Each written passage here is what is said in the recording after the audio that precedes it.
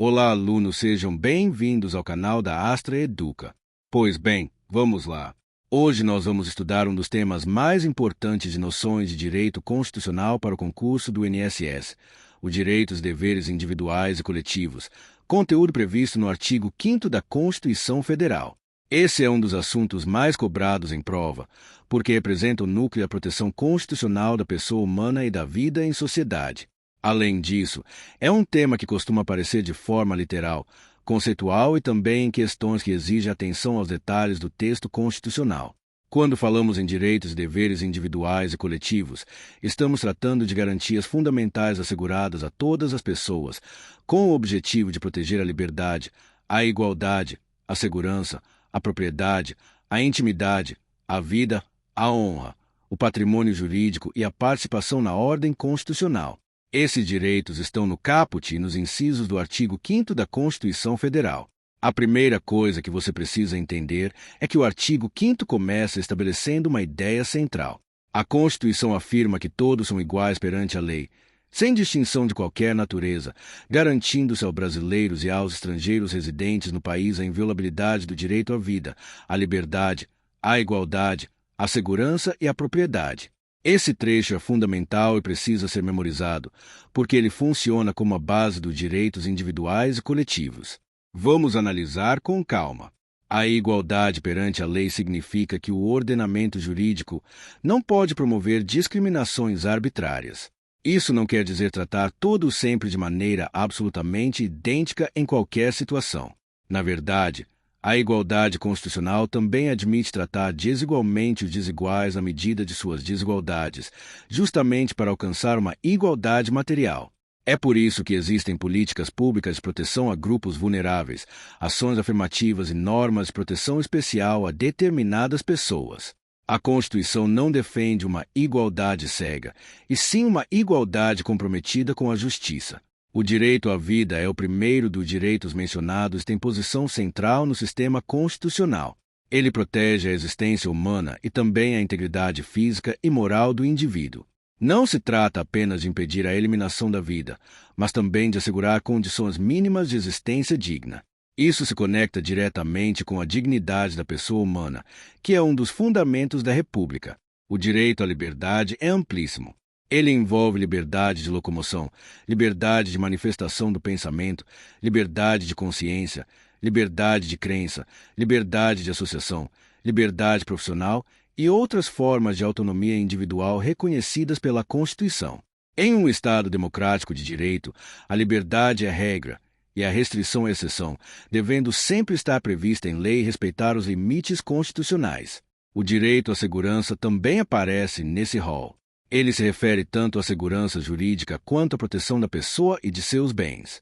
O Estado deve assegurar condições para que as pessoas vivam com estabilidade e proteção contra abusos, arbitrariedades, ameaças ilegítimas. Já o direito à propriedade é garantido constitucionalmente, mas não de forma absoluta. A Constituição protege a propriedade, porém exige que ela atenda à sua função social. Isso significa que o uso da propriedade deve ser compatível com os interesses da coletividade e com os valores constitucionais. A partir desse caput, a Constituição passa a enumerar diversos direitos específicos nos incisos do artigo 5º.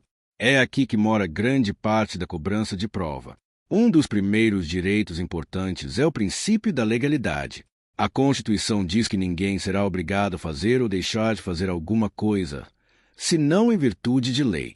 Isso significa que, para o particular, vale a lógica da autonomia. Ele pode fazer tudo aquilo que a lei não proíbe. Já o poder público só pode agir nos limites da lei. Esse dispositivo é central para a proteção contra arbitrariedades. Temos também a liberdade de manifestação do pensamento, sendo vedado o anonimato. Aqui a Constituição garante que as pessoas possam expressar suas opiniões e ideias, mas exige responsabilidade. A vedação ao anonimato existe para permitir a responsabilização posterior em caso de abuso. Portanto, a liberdade de expressão não é absoluta. Em seguida, a Constituição assegura a liberdade de consciência e de crença, garantindo o livre exercício dos cultos religiosos, se protegendo os locais de culto e suas liturgias. Esse dispositivo revela que o Brasil é um Estado laico. Isso significa que o Estado não adota religião oficial e deve respeitar a pluralidade religiosa. Mas atenção, Estado laico não é Estado antirreligioso. O Estado deve manter neutralidade e proteger a liberdade religiosa. Ainda nesse contexto, a Constituição prevê que ninguém será privado de direitos por motivo de crença religiosa ou de convicção filosófica ou política, salvo se as invocar para eximir-se de obrigação legal a todos imposta e recusar-se a cumprir prestação alternativa fixada em lei. Esse é um ponto clássico de prova. A regra é que a crença não pode gerar perda de direitos. Mas, se a pessoa usa essa crença para fugir de obrigação legal comum a todos e não aceita a prestação alternativa prevista em lei, poderá sofrer consequências jurídicas.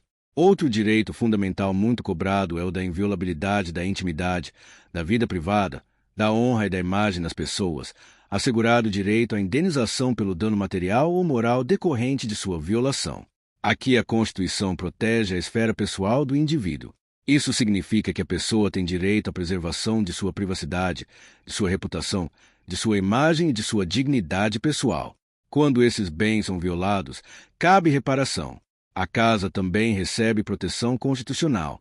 A Constituição afirma que a casa é asilo inviolável do indivíduo e ninguém nela pode penetrar sem consentimento do morador, salvo em caso de flagrante delito, desastre, para prestar socorro ou, durante o dia, por determinação judicial.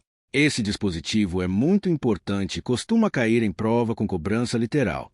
É preciso memorizar as exceções.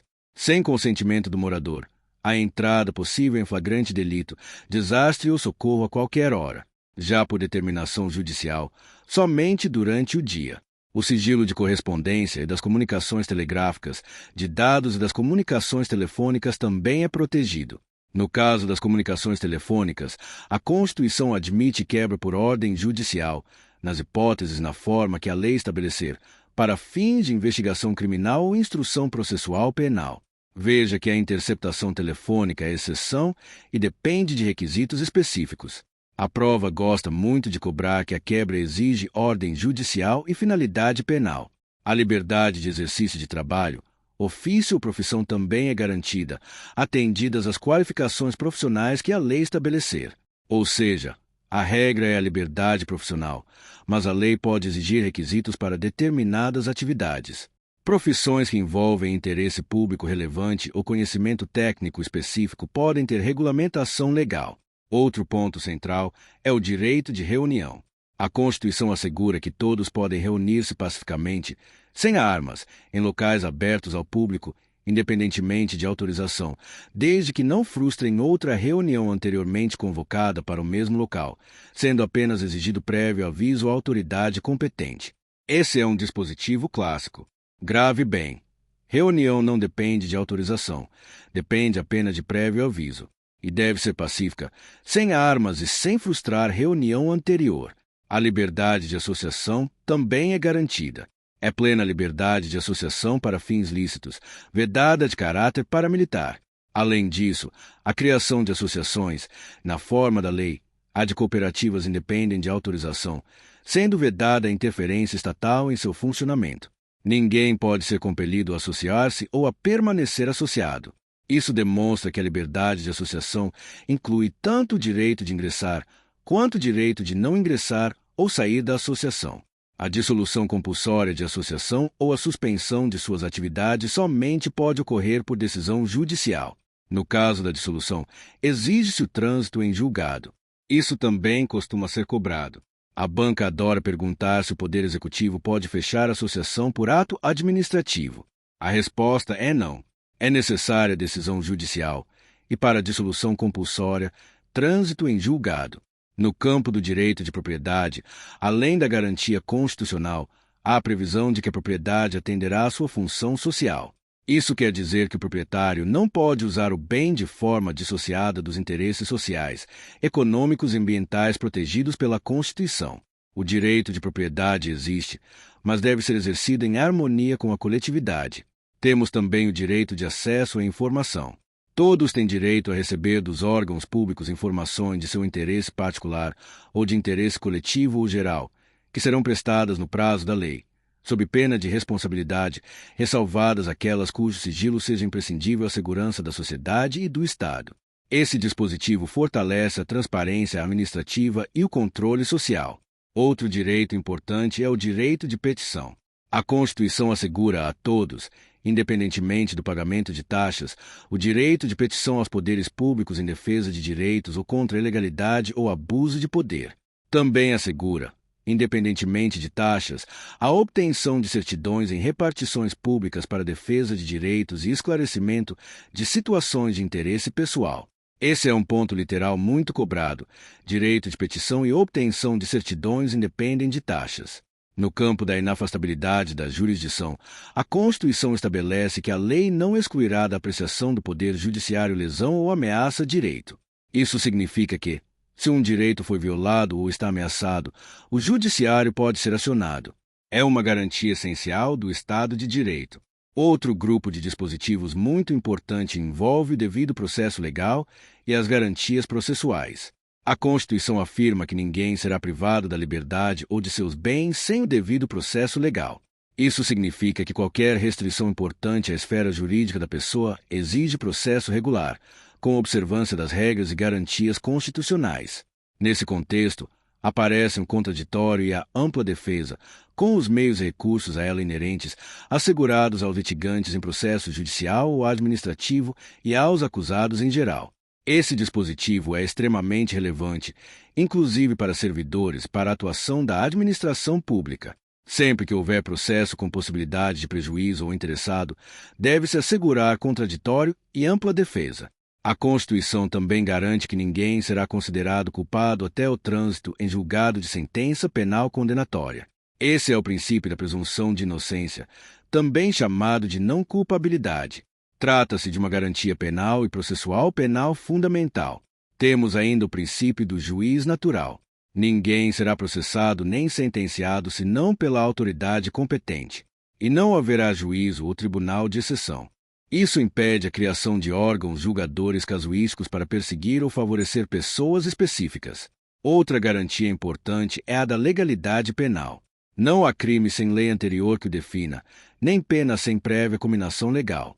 Além disso, a lei penal não retroagirá, salvo para beneficiar o réu.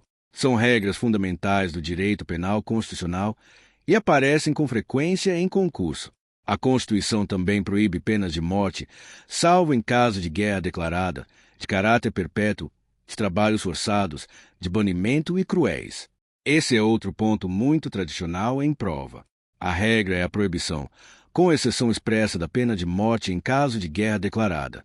No âmbito da prisão, a Constituição determina que ninguém será preso senão em flagrante delito ou por ordem escrita e fundamentada de autoridade judiciária competente, salvo nos casos de transgressão militar ou crime propriamente militar definidos em lei. A prisão ilegal será imediatamente relaxada pela autoridade judiciária, e ninguém será levado à prisão ou nela mantido quando a lei admitir liberdade provisória, com ou sem fiança. Ainda sob garantias do preso, a Constituição assegura o respeito à integridade física e moral, a comunicação imediata da prisão ao juiz competente e à família do preso ou à pessoa por ele indicada, a informação sobre seus direitos, inclusive de permanecer calado, e a assistência da família e de advogado. Todos esses pontos são muito importantes e costumam ser explorados de forma literal nas questões. Outro direito fundamental de grande importância é o direito à indenização por erro judiciário, assim como aquele decorrente de prisão além do tempo fixado na sentença. Isso demonstra que o Estado responde por falhas graves no exercício da jurisdição penal. A Constituição também trata da sucessão da pena. Nenhuma pena passará da pessoa do condenado, podendo a obrigação de reparar o dano e a decretação do perdimento de bens, nos termos da lei, ser estendidas aos sucessores até o limite do valor do patrimônio transferido. Isso significa que a responsabilidade penal é pessoal, mas determinados efeitos patrimoniais podem atingir sucessores dentro dos limites legais. No campo dos direitos coletivos, é importante perceber que muitos dispositivos do artigo 5º não protegem apenas interesses estritamente individuais, mas também interesses de grupos, categorias da coletividade em geral. O direito de reunião, a liberdade de associação, o acesso à informação, a ação popular e o mandado de segurança coletivo são exemplos disso. A ação popular, por exemplo, pode ser proposta por qualquer cidadão para anular ato lesivo ao patrimônio público, à moralidade administrativa, ao meio ambiente e ao patrimônio histórico e cultural. Trata-se de importante instrumento de participação democrática e de fiscalização da administração pública. Já o mandado de segurança coletivo pode ser impetrado por partido político com representação no Congresso Nacional, por organização sindical, entidade de classe ou associação legalmente constituída em funcionamento há pelo menos um ano, em defesa dos interesses de seus membros ou associados.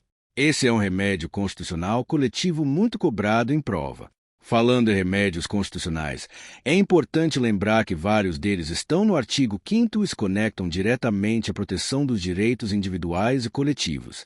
O habeas corpus protege a liberdade de locomoção contra a ilegalidade ou abuso de poder.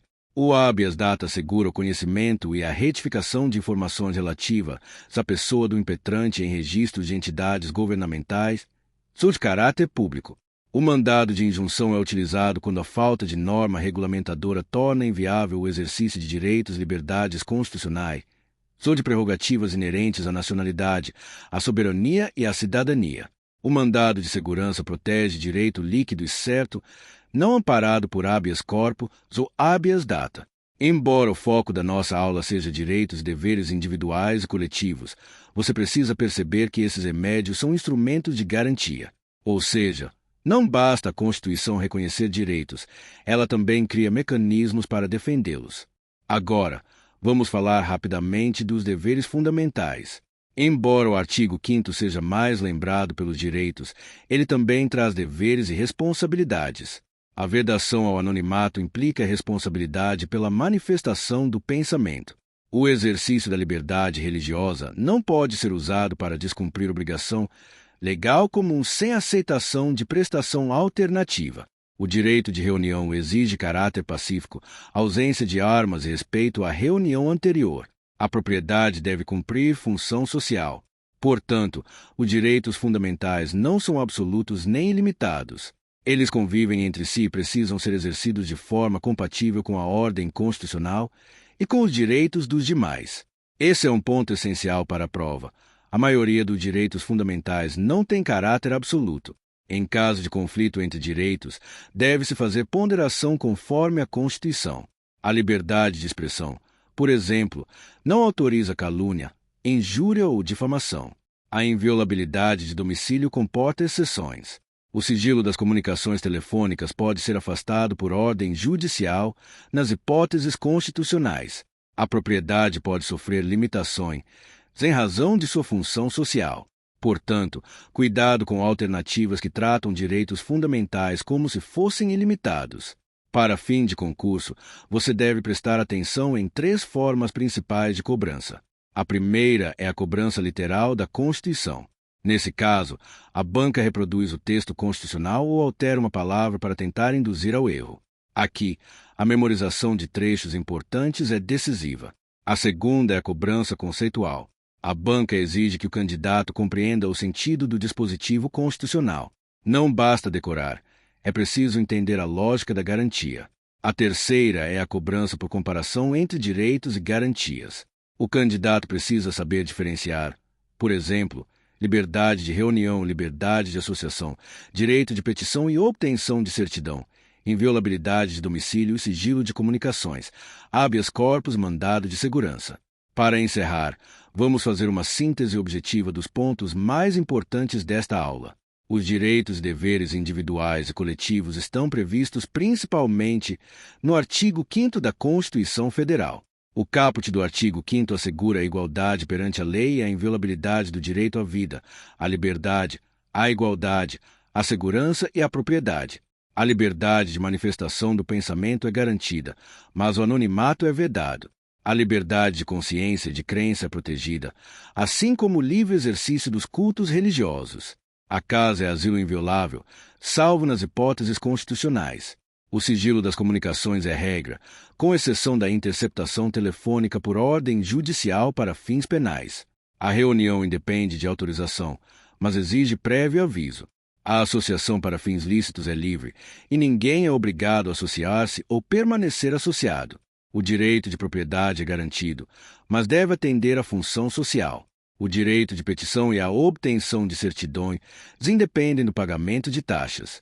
A lei não excluirá da apreciação do judiciário lesão ou ameaça de direito.